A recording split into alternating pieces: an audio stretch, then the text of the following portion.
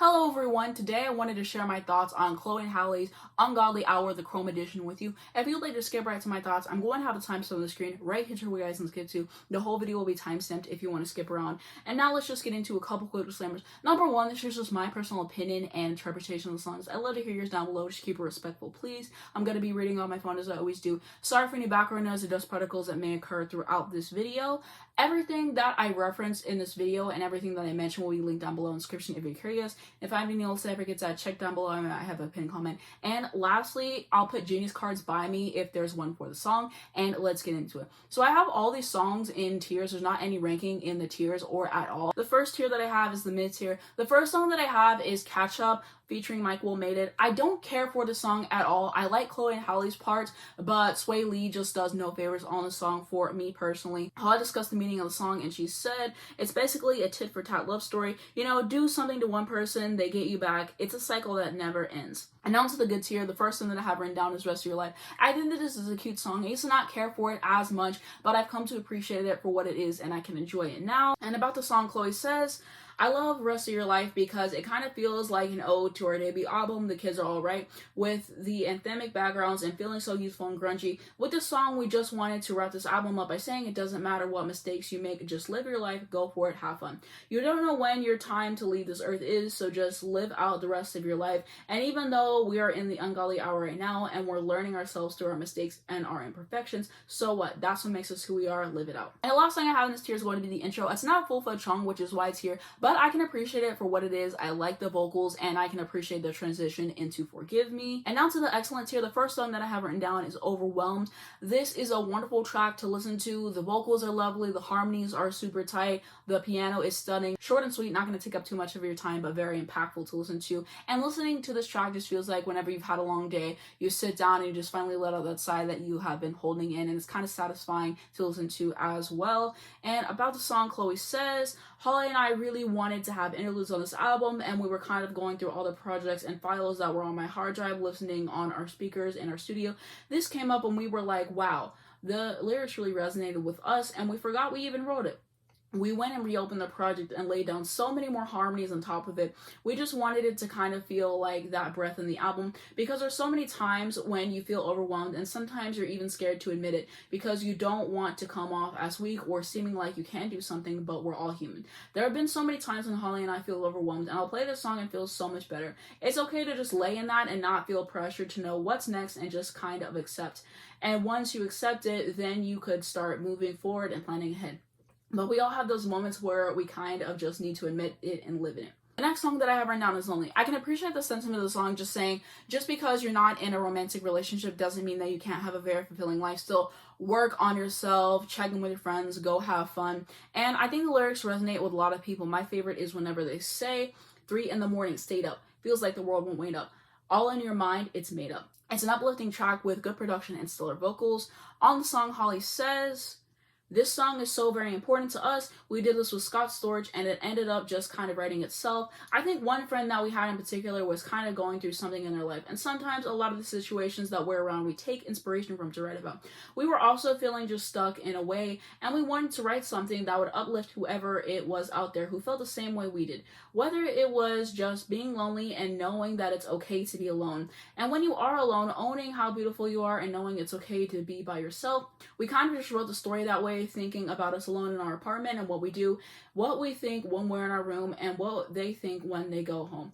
I mean, what is everybody thinking about in all of this? When people are waiting by the phone, waiting for somebody to call them, and the call never comes, you don't have to let that discourage you. At the end of the day, you're a beautiful soul inside it out. And as long as you're okay with loving yourself wholeheartedly, then you can be whoever you want to be and you can thrive, which I think is certainly important. I think sometimes people forget to pour into themselves and just really work on themselves. And at the end of the day, you're the most important person in your life, and you always have to work on yourself and just be the best person that you can be. The next song that I have written down is Wonder What She Thinks of Me. I like how suspenseful the song is in terms of the lyrics, talking about being the other woman. So intriguing to listen to. The vocals on the song are so intricate and powerful. About the song, Halle says, I was really inspired for the song because of a story that was kind of happening in my life. I mean, the themes of Don't Make It Hard on Me and this song as well are kind of hand in hand.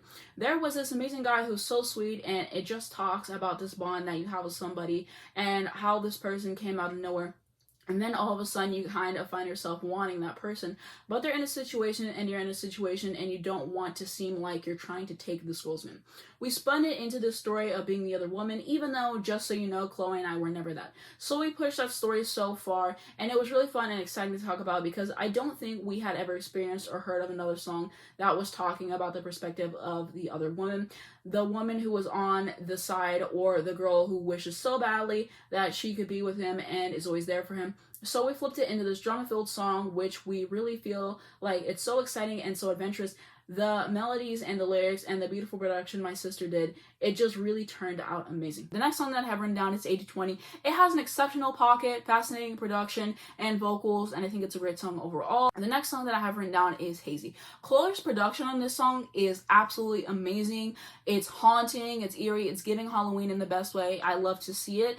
And the bridge is immaculate to listen to. I appreciate their vocal delivery and the lyrics too. The next song that I have written down is Ungodly Hour. The production is captivating with these cool chord progressions. I love the lyrics and I can appreciate the sentiment of the song as well, and I think that it's a worthy title track. The music video is great and entrancing visual. About the song, it says, Chloe and Halle team up with English duo Disclosure for Ungodly Hour, the album's title track. Speaking with Pop Sugar in January 2020, the Atlanta natives elaborated on the collaboration and how their session with Disclosure sparked the song's title. Disclosure are two brothers and they're literally like mirrors of Chloe and Halle. Ungodly Hour was a phrase for that studio session riff. We kind of spoke it into existence, you could say. The interview also revealed an alternate title idea from the session was The Trouble with Angels, which is really interesting. About the song, Chloe says, I believe it was Christmas of 2018 and we knew that we wanted to start on this album with anything we're very visual. So we got a bunch of magazines and we got like 3 posters we duct taped together and we made our mood board. There was a phrase that we found in a magazine that said, The Trouble with Angels, that really stuck out with us. We put that on the board and we put a lot of women on there who didn't really have many clothes on because we wanted this album to express our sexuality. Holly's 20, I'm 22.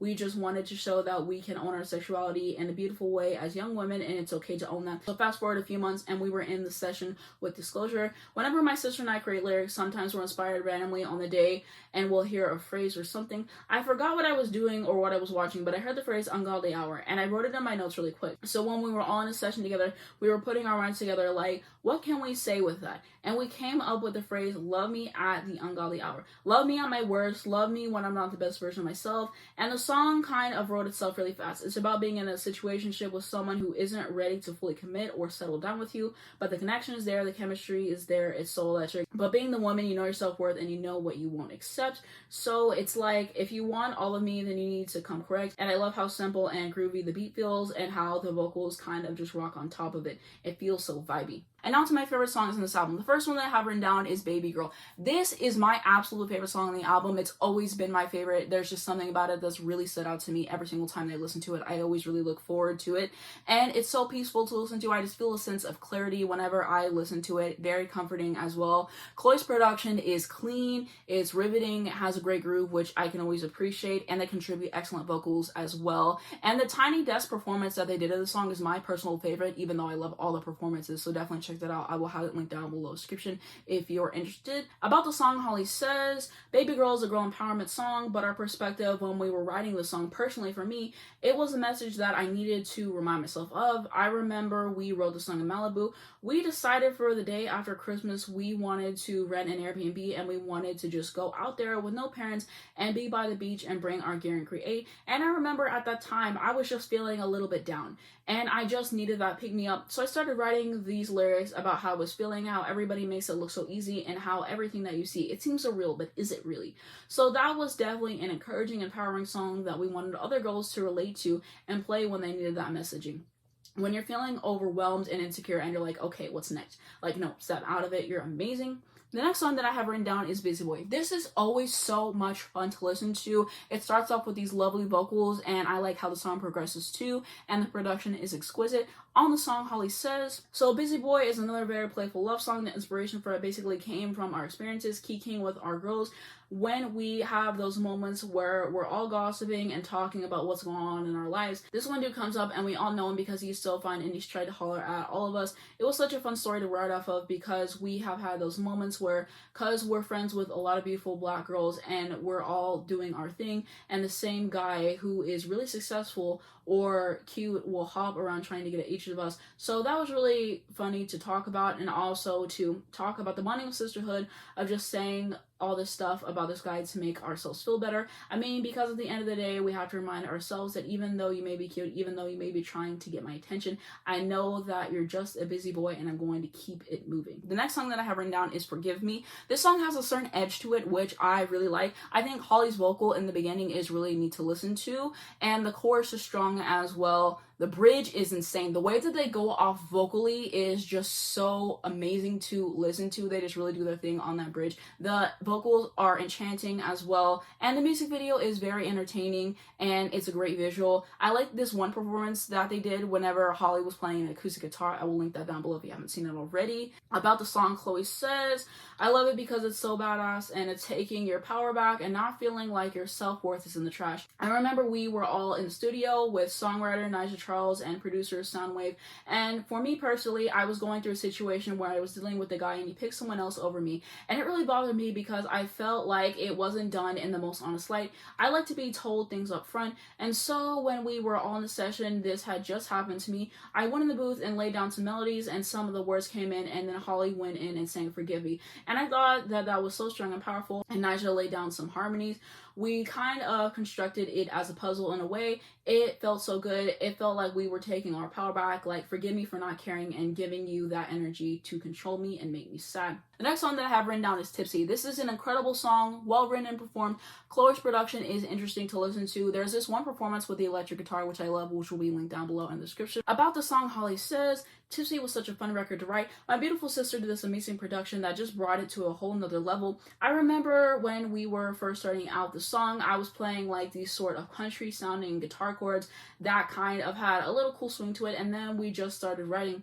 We were thinking about when we're so in love, how our hearts are just open, and how the other person in a relationship really has the power to break your heart. They have that power, and you're open, and you're hoping nothing goes wrong. It's kind of like a warning to them. If you break my heart, if you don't do what you're supposed to do, yes, I will go after you, and yes, this will happen. Of course, this is an exaggeration. We would never actually kill somebody over that, but we just wanted to voice how it's very important to take care of our hearts, and that when we give a piece of ourselves, we want them to give a piece of themselves as well. It's a playful song, so I think a lot of people will have fun with that one. The next song that I have written down is Do It. They did exactly what needed to be done with this song. This is just the hit that keeps on giving. It's infectious, it's delightful. I love the energy that this song has too. The production is perfect, brilliant vocals are displayed here. And there's this one performance they did on the tennis court, which is my favorite just because of how Holly switches up her vocal. It's nice to listen to. And the music video is compelling. I love the choreography that they did there. On the song, Chloe says, we just love the energy of that record. It feels so lighthearted and fun, but simple and complex at the same time. We worked with Victoria Monet and Scott Storch on this one, and when we were creating it, we were just vibing out and feeling good. Our intention whenever we create is never to make that hit song or that single,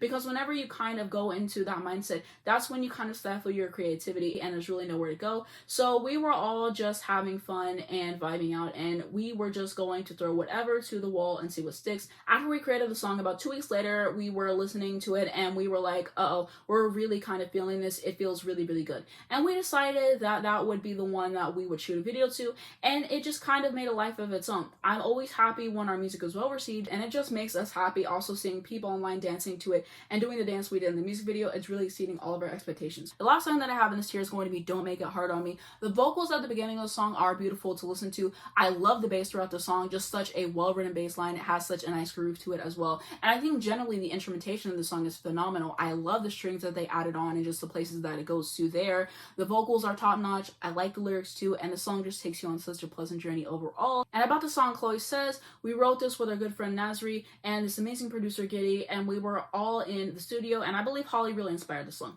She was going through a situation where she was involved with someone, and there was also someone else trying to get her attention, and we kind of just painted that story through the lyrics. You're in this wonderful relationship, but there's this guy who just keeps getting your attention, and you don't want to be tempted, you want to be faithful. And it's like, look, you had your chance with me, don't come around now that I'm taken, don't make it hard on me. I love it because it feels so old school. We wanted the background to feel so nostalgic. Afterwards, we added actual strings on the record. It just feels so good. Every time I listen to it, I just feel really light and free and happy. And now to my overall thoughts on this album. I think that this is a great R&B album, one of my favorite sophomore albums of all time. It's just so refreshing to listen to, and that's one of the things that keeps me coming back to this album. The production on here is incredible, and for a few of the songs, Chloe is the sole producer, which I think is really impressive. Halle has some producer credits as well. They did produce some of the songs together, and they're just very involved in the record in terms of that and the songwriting as well. And shout out to the other producers and songwriters on this album. I love the lyrics. They are so fitting, catchy, fun, and well done overall. And the vocals are just glorious to listen to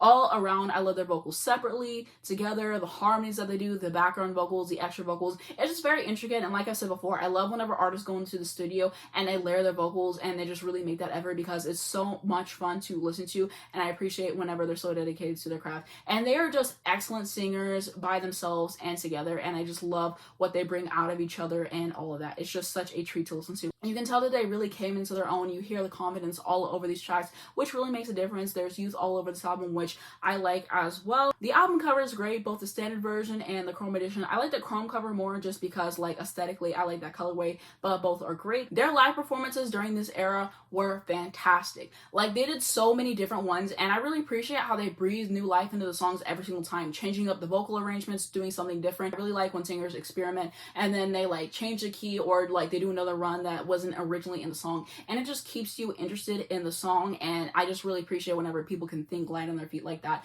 and just shows what talented vocalists that they are. They were always a treat to watch. You could tell that they put a lot of effort into their performances, and they just single-handedly carried 2020. Like, no one was doing it like them in terms of performances. They were everywhere doing their thing. They were on the tennis court giving us choreography, and you really do love to see it. And I will have my favorite performances that I watched from them down below in the description if you would like to check those out. Also, I saw this video on how they like won the pandemic, and I thought that that was cool, so that will be linked as well. I really love all the music videos they did for this era, very fitting for the song. I love all the outfits too, and just what an impeccable era overall. The next thing that I wanted to say is that they got snubbed so hard for this album. I believe they were nominated for like 3 Grammys, and somehow they didn't win any of them because the Grammys are racist. This is why they get called the Scammys. So many black artists do not have nearly the amount of Grammys that they should have, but that's a discussion for another day. But yeah, they were just robbed in all the award shows in general. They deserved to have a lot of awards for this era because it was just an immaculate era overall. And that's going to be it for this video. What do you guys think of this album? What are your favorite songs? What are your memories with the album? What are your favorite outfits? What are your favorite performances? Let me know down below. That's going to be it for this video. If you guys enjoyed it, please just give it a like. It really helps me on the YouTube algorithm. I very much appreciate it. You can subscribe for more videos like this. You hit the bell, you get a notification to your phone every single time I post, and not miss a random video that comes out. The first link down below in the description is going to be a second channel. If you want to see more of me, hit me up on there. I'm going to have my Twitter, my Instagram, my Spotify if you'd like to follow me. Links to stream and the chrome edition of the sound. If you're interested, definitely check it out. It is worth your time. Let's learn to educate you guys in important situations. Thank you so much for watching this video, and I'll see you in my next one.